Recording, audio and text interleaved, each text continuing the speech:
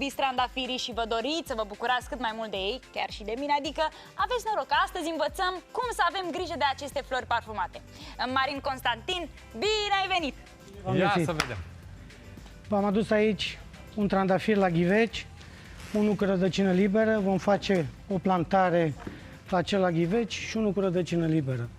E important să știm de câte ori cumpărăm un trandafir cu rădăcină liberă, adică acei trandafiri care se cumpără de obicei din comerț înfoliați, trebuie să-i deschidem, să-i punem de seara până dimineața, minim 12 ore, la hidratat. Chiar dacă planta nu are frunze, ea se va hidrata în perioada asta și vom avea succes la prindere.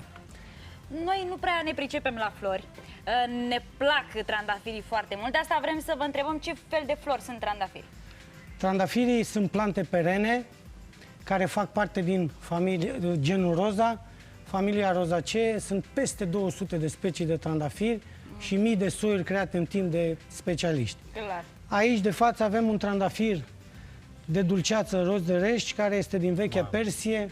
Sunt scrieri din anul 2600 înainte de Hristos despre trandafiri.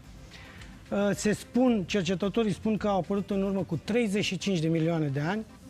Cel mai frumos despre trandafiri trebuie să știm că ei ne însoțesc de la naștere până la moarte. Da? În evenimente pozitive, dar câteodată și pe ultimul drum avem nevoie de... Sunt peste 200 de n-aveți idee cât m-a inspirat ce a spus acum. Eu când am venit către platou, nu știam cine o să fie în platou. În momentul când am primit mesaj că în studio este și Teo Roz, am zis, nu se poate, universul a făcut așa o legătură și vom povesti de roze cu Teo Roz în platou. Ai auzit că sunt peste 200 de specii și tu ești singura specială. La final sunt convins că îl veți lua pe acesta și îl veți ține așa ca amintire de la noi. Să știți, culmea, nu am în casă nicio floare și mi-ar plăcea tare mult să am una de suflet, așa, de care chiar să mă ocup. Dacă tot ai zis de casă, cât timp rezistă o astfel de floare în casă? E foarte important să, dacă vrem să ținem în casă, să fie foarte multă lumină. Deci trandafirul are nevoie de lumină. Dacă îl ducem într-o zonă cu puțină lumină, riscăm ca ramurile să se alungească foarte mult și nu știu dacă mulți pun răsaduri la geam și văd când frunza, lăstarul se duce și se îndoaie către geam. De fapt, el luptă să se ducă la lumină. Trandafirul trebuie să stea în luminatoare, da? Sau pe balcoane. Ia, vedeți-mă la reflectoarele astea, ia pune-mă. Mai în reflector, așa, mai.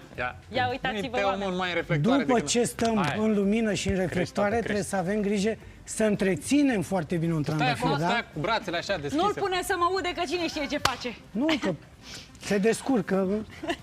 Direct.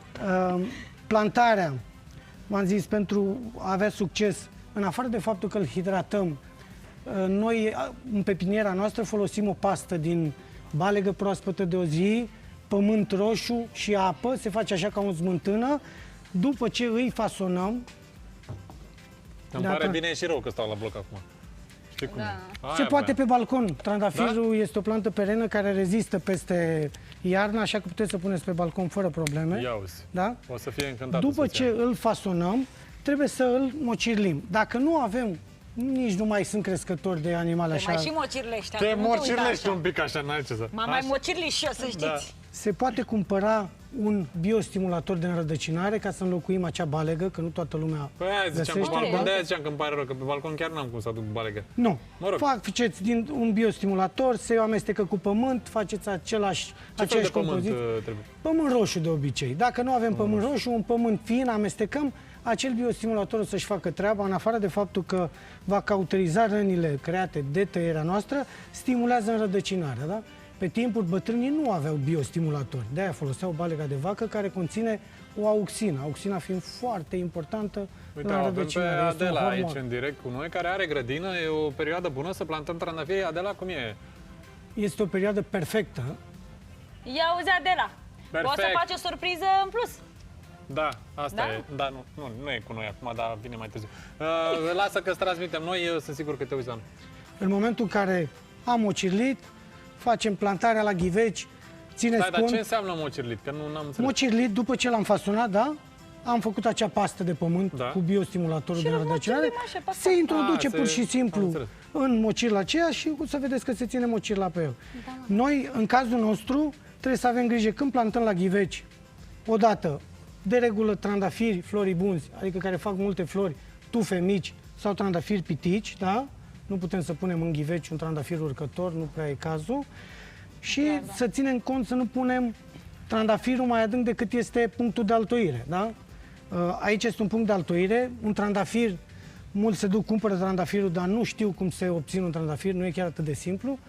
De la sămânța de măceșe pleacă, se pune o sămânță de măceș, germinează, într-un an producem o marcotă, asta e o marcotă. Marcota vine altoită, deci este un măceș, de fapt. Ok. L-am altoit. Cred că e chiar tare, interesant asta cu măceșul, că de fapt da, chiar se seamănă mult. La bază este un măceș, da? Trandafirul. Ce tare! L-am altoit, se altoiește undeva prin august, se altoiește cu muguri luați din altă plantă, depinde ce culoare vrem să înmulțim, da? Băi, Și cât se de tare vede mi se aici, pare asta. unde am tăiat, am introdus o mugure, da? Și imediat, E ca și cum faci noi trandafiri în laborator, știi? Adică da, îți alegi... ești, da, Mamă, crezi. Te joci de-a tare! Dumnezeu cu plantele, știi cum e. Păi, acum face sens în capul meu. Bine, sunt mulți care creează și culori noi, adică prin hibridare, se fac între două soiuri diferite, creează alte soiuri. Cât Și de pe urmă tare! de aici tăiem, da? Foarte Și va interesant. fi de aici un mugure, pleacă o altă plantă, da? Mugurele păstrează informația genetică de unde am înmulțit și vom avea culoarea care ne-am dorit-o În cât timp? Se întâmplă. în 2 ani. Deci, 2 ani. în 2 ani ajunge așa, Mamă, pe răbdare. în anul Da, mă, 3 că și la înflorește. mine a fost mai mult. Păi ai lucrat mult până Da. ai încolțit, până ai... De câte ori înfloresc trandafirii pe an? Trandafirii floribunzi înfloresc tot anul. Foarte important tratamentele lor, dacă vrem să avem flori, întreținerea prin stropiri, tăieri, cum trebuie la trandafiri. Pătarea neagră, rugina și făinarea sunt boli care se întâlnesc pe tot globul în zonele în care se cultivă trandafiri și atunci e important să facem prevenții. Ca la oameni, nu așteptăm să se îmbolnăvească, dacă a intrat pătarea neagră în trandafiri, greu o mai dăm și atunci se defoliază și nu vom avea flori. Foarte, foarte important, prevenția. Dar și dacă se îmbolnăveți, facem tratamente cu repetiție și cu siguranță vom scăpa de boală. Așadar, Mulțumim foarte să mult! nu uităm nici când să iubim trandafirii. Mulțumim Da, foarte mulțumim mult tare și mult. super informații, Teo. Hai să Da. vedem ce mai zic Mulțumim, Marin telespectatorii. Constantin.